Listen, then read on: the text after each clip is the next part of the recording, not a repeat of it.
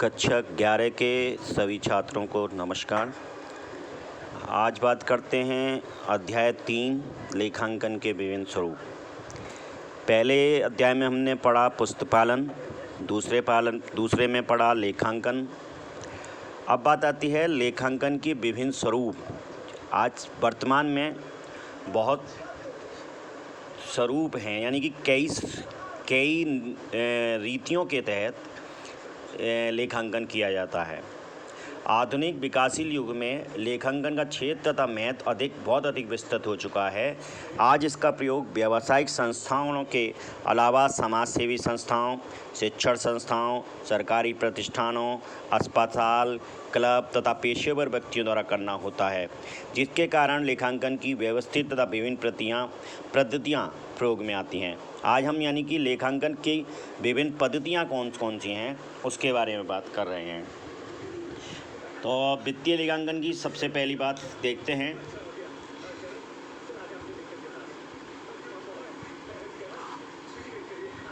वित्तीय लेखांकन क्या है, ये समझने की पहली कोशिश करते हैं। यह लेखांकन का मूल रूप है तथा इसे सामान्य लेखांकन भी कहते हैं। इसके अंतर्गत एक व्यावसायिक संस्था के समस्त लेनदेनों का लेखा किया जाता है, जिससे द्वारा संस्था के लाभ हानि, लेनदार, देनदार तथा संपत्तियों के आधार पर अवधि विशेष में संस्था की आर्थिक स्थिति का आकलन किया जाता है। इसमें रोजनामचा, खाता बही, तलपट तथा अंतिम खाते बनाए जाते हैं, जिससे कर दायित्व, निर्वचन का मतलब है निष्कर्ष तथा संस्था की महत्वपूर्ण जानकारी हमें प्राप्त होती हैं। सीधा बात है, वित्तीय लेखांकन में यानी जो हम लाभ हानि, एक वित्तीय लेखांकन का जो हम लेखा करते हैं, उसके बाद उसका खाते बनाते हैं, खाते बनाने के बाद तलपट बनाते हैं, तलपट बनाने के बाद अंतिम खाते बनाते हैं तथा अंतिम खाते से लाभ हानि ज्ञात करते हैं, अपने फर्म का कर दायित्व ज्ञात करते हैं, उनके उनके आंकड़ों के आधार पर उनकी आगे की नीतियां बनाते हैं तथा और भी महत्वपूर्ण संस्था की जानकारी प्राप्त करते हैं। अब बात आती है लाभ। इसके लाभ के अथवा महत्व क्या है, दोष या सीमाएं क्या हैं। तो सबसे पहले है आर्थिक स्थिति का ज्ञान, किंतु वस्तु की उत्पादन लागत का इसमें ज्ञान नहीं हो पाता है। आर्थिक स्थिति का ज्ञान तो इसका क्या है, लाभ के रूप में हमें देखते हैं, किंतु वस्तु की उत्पादन लागत का ज्ञान नहीं हो पाता, इसकी दोष है या सीमाएं कह सकते हैं। दूसरा है संस्था के प्रबंधकों के लिए महत्वपूर्ण है, संस्था के प्रबंधकों के लिए महत्वपूर्ण है, किंतु उत्पादन क्षमता का ज्ञान इससे संभव नहीं है। यानी हम यहाँ लाभ और महत्व, दोष दोनों की बातें कर रहे हैं। आर्थिक स्थिति का ज्ञान पहला है, आर्थिक स्थिति इससे ज्ञान होता था, ये लाभ है इसका, किंतु वस्तु की उत्पादन लागत का ज्ञान इससे नहीं हो पा सकता, तो ये इसका हानि है। संस्था के प्रबंधकों के लिए महत्वपूर्ण है। प्रबंधकों को क्या चाहिए, लाभ प्रॉफिट कितना हो रहा है, किस तरह से कहाँ पर खर्चा ज़्यादा हो रहा है, ये चीज़ें महत्वपूर्ण होती हैं, किंतु उत्पादन क्षमता का ज्ञान यहाँ से संभव नहीं है। यहाँ हमने अपनी उत्पादन क्षमता का प्रयोग पूरा कर रहे हैं या नहीं कर रहे हैं, हमें उत्पादन में नुकसान हो रहा है या फ़ायदा हो रहा है, यहाँ ये चीज़ इसमें हमें नहीं जान सकते हैं। भावी योजनाओं के निर्माण में सहायक है। वित्तीय लेखांकन भावी योजनाओं के निर्माण में तो सहायक है, हमें क्या क्या काम करने चाहिए, किस तरह से हमने बचत करनी चाहिए, किस तरह से हमें किन खर्चों को कम करना चाहिए, ये हमें वित्तीय लेखांकन से ज्ञान हो जाएगा। किंतु लाभ में कमी या वृद्धि के कारण को हम यहाँ स्पष्ट नहीं करते। ये लाभ और अगर लाभ में कमी हुई है या वृद्धि हुई है, वो यहाँ कारण स्पष्ट नहीं हो पाते हैं वित्तीय लेखांकन के द्वारा।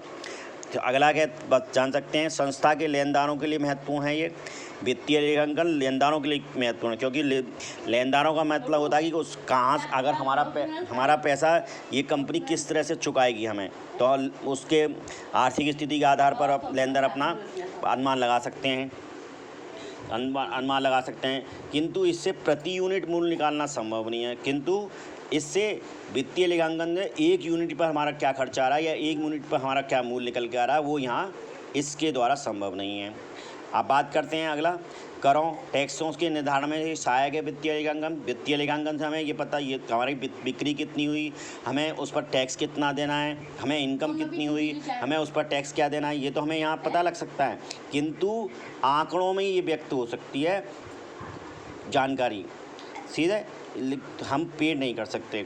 इसके बाद है कर्मचारियों के लिए महत्वपूर्ण है ये वित्तीय लेखांकन, किंतु उनकी कार्य क्षमता की कोई जानकारी इस लेखांकन से हमें प्राप्त नहीं होती है।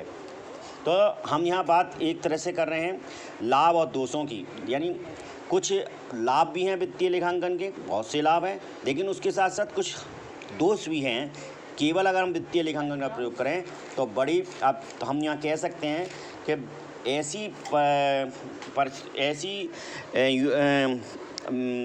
इकाइयों में जहाँ निर्माण इकाइयाँ हैं वहाँ वित्तीय लेखांकन के साथ साथ अन्य अकाउंटिंग का अन्य तरह की लेखांकन का आवश्यकता भी बढ़ी गई, जिसको कहते हैं हम लागत लेखांकन, कॉस्ट अकाउंटिंग। यानी कि अगर हमारे यहाँ पास निर्माण इकाई है, यानी कि हमारे यहाँ किसी वस्तु का उत्पादन होता है, तो ऐसी स्थिति में वित्तीय लेखांकन के साथ लागत लेखांकन भी आवश्यक है। अब बात करते हैं लागत लेखांकन की। लागत लेखांकन क्या होता है, जिसको इंग्लिश में कह सकते हैं कॉस्ट अकाउंटिंग। निर्माणी इकाइयों में उत्पादित वस्तु अथवा प्रदान की जाने वाली सेवाओं पर होने वाले व्ययों का नियमित रूप से लेखा कर कुल उत्पादन लागत तथा प्रति इकाई लागत ज्ञात करने के लिए लागत लेखांकन पद्धति का प्रयोग किया जाता है। यानी कि जो निर्माण करने वाली इकाइयाँ हैं वहाँ पर हमें लागत लेखांकन निश्चित तौर पर करना पड़ेगा। वित्तीय लेखांकन तो करना ही करना होगा, साथ में लागत लेखांकन भी करना होगा, क्योंकि हमें वहाँ पर हमें ये जानना होगा कि हमारे कुल उत्पादन की लागत क्या आई या प्रति इकाई की लागत क्या आई।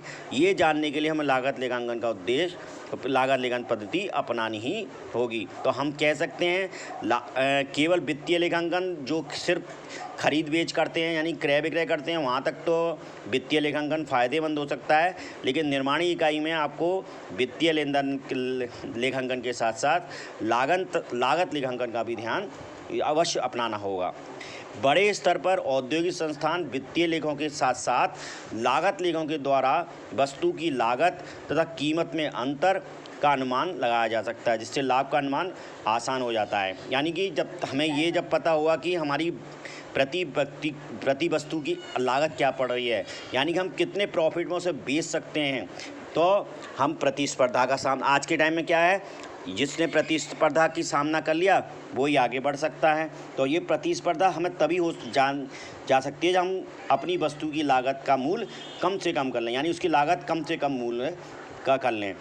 इससे आप बात कहते हैं लागत लेखांकन वित्तीय लेखा। अब इसकी मुख्य बिंदु समझने की कोशिश करते हैं। लागत लेखांकन वित्तीय लेखांकन का सहायक है, यानी कि वित्तीय लेखांकन के साथ लागत लेखांकन का सहायक है। यानी कि अगर निर्माणी इकाई में की स्थिति में हमें वित्तीय लेखांकन के सहायक लागत लेखांकन का भी हिसाब किताब रखना पड़ेगा या हमें लागत लेखांकन भी करना होगा।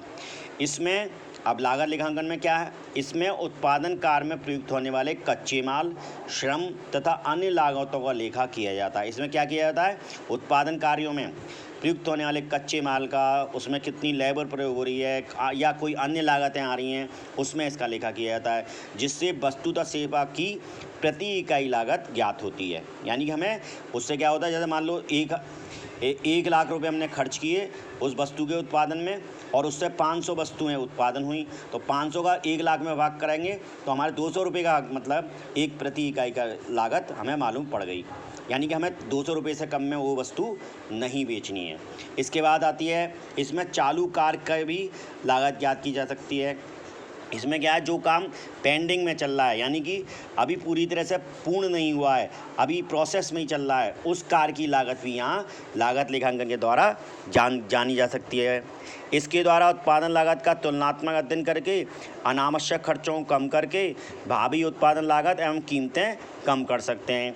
अगर हमें उत्पादन अगर इसका लागत लेखांकन के द्वारा हम क्या कर सकते हैं, तुलनात्मक अध्ययन करें पिछले सालों का या पिछले दूसरी अन्य कंपनियों के खर्चों के लेखों से अगर हम तुलनात्मक अध्ययन करें तो हमें कहाँ पता लग जाए कहाँ पर हम खर्चे कम कर सकते हैं, जिससे भावी उत्पादन लागत है और कीमत कम हो जाए, जिससे कि हम प्रतिस्पर्धा में कर सकें, बराबर और अधिक मात्रा में माल बेच सकें।